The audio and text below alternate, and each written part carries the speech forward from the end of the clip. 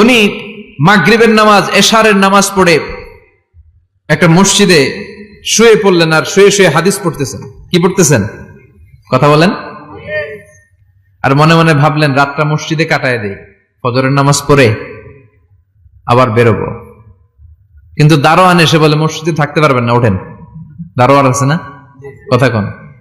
আহমদ ইবনে হাম্বল বললেন আমি শুধু রাতটা থাকতে চাই, আমি তো ফজরেরও মুসল্লি, ফজর নামাজ পড়বো তো এই মসজিদে, আমার থাকতে দাও। দারোয়ান তো দেয় না, কেনা মসজিদে থাকার জায়গা না, যান মিয়া। উনি যে আহমদ ইবনে হাম্বল এটা চিনে নাই, থাকতে দেয় না। কি করবে এখন? উনি কাঁথা গুছিয়ে হাদিসের কিতাব নিয়ে কাঁধের মধ্যে ব্যাগ নিয়ে মসজিদ থেকে বেরোয় গেলেন। কি আর করবেন, প্রচন্ড শীত, আর কাঁপতেছেন, বুড়ো মানুষ। পথিমধ্যে দেখলেন বাজার একজন খাব্বাজ, শাবুন খাব্বাজ, যুবক রুটি বিক্রেতা। সে রুটি বিক্রি করে, চুলার মধ্যে রুটি সেকে। সে যে সালাম দিল আসসালামু আলাইকুম, যুবক বলে ওয়ালাইকুম আসসালাম। আহমদ ইবনে হাম্বল বলে যুবক আমার যাওয়ার জায়গা নেই, সফরে বেরিয়েছি, খুব শীতে কষ্ট পাচ্ছি, রাতে যদি তোমার এই চুলা থেকে একটু আগুন পোহাই কোনো সমস্যা? যুবক বলে না না সমস্যা না, আহলান ওয়া সাহলান, খোশ আমদেদ, আসেন আসেন, আপনি আগুন পোহাইলে আমার সমস্যা কি? সুবহানাল্লাহ পড়েন।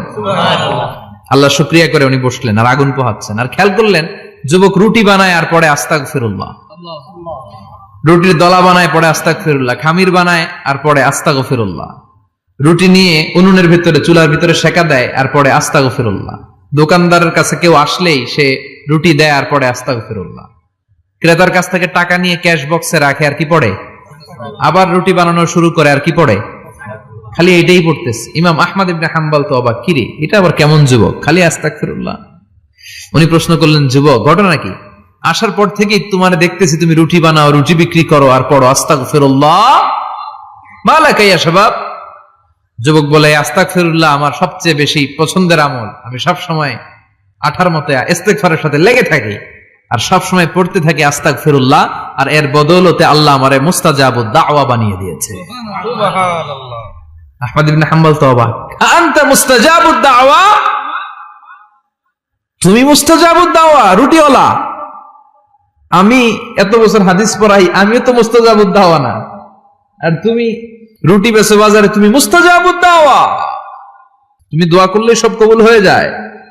যুবক বলে নাম আনা মুস্তাজাবুদ দাওয়া, আমি আমার জীবনে যত দোয়া করেছি কবুল করে নিয়েছে কে? আল্লাহ। সব দোয়া কবুল করে নিয়েছে আল্লাহ, একটা দোয়া ছাড়া। কয়টা? আহমদ ইবনে হাম্বলের কৌতূহল, কিউরিয়াসিটি আরো বেড়ে গেল। কি? সব দোয়া কবুল হয়েছে একটা দোয়া ছাড়া। মাযালিকা দোয়া ইয়া শাব, কি সেই দোয়া? যুবক এবার বলতে শুরু করলো আমার জীবনে যে দোয়াটা আল্লাহ কবুল করে নাই সেটা হচ্ছে আমি আল্লাহর কাছে অনেক চেয়েছি, অনেক দোয়া করেছি যে আল্লাহ শুনেছি এই জামানার সবচেয়ে বড় মুহাদ্দিস, তার নাম নাকি ইমাম আহমদ ইবনে হাম্বল। আল্লাহ তোমার কাছে আমার চাওয়া আমি যেন এই ইমাম আহমদ ইবনে হাম্বলের দেখে মরতে পারি, আমি যেন ইমাম আহমদ ইবনে হাম্বলের হাতে হাত রেখে মুসাফা করতে পারি আর তার কপালে একটা চুমু এঁকে দিতে পারি। আহমদ ইবনে হাম্বল আবেগপ্রবণ হয়ে গেলেন, চোখের পানি ছেড়ে দিলেন, বললেন যুবক তোমার এই দোয়াটাও কবুল হয়ে গিয়েছে। আহমদ ইবনে হাম্বলের দেখা আর সাক্ষাৎ পাওয়ার জন্য আহমদ ইবনে হাম্বলের বাড়িতে তোমার যাওয়ার দরকার নাই, আহমদ ইবনে হাম্বল তোমার দরবারে ছুটে এসেছে। আনা আহমদ ইবনে হাম্বল মুহাদ্দিসুদ দাহর, আমি নিজেই আহমদ ইবনে হাম্বল। যুবক চোখের পানি ছেড়ে দেয়, আহমদ ইবনে হাম্বল চোখের পানি ছেড়ে দেয়। যুবক চিৎকার মেরে ইমাম আহমদ ইবনে হাম্বলকে জড়িয়ে ধরে, হাতে হাত রেখে মুসাফা করে, কপালের মধ্যে চুমু খায় আর আল্লাহর শুকরিয়া করে বলে ও ইমাম আসলে এই দোয়াটাও আল্লাহ আজকে কবুল করে নিল।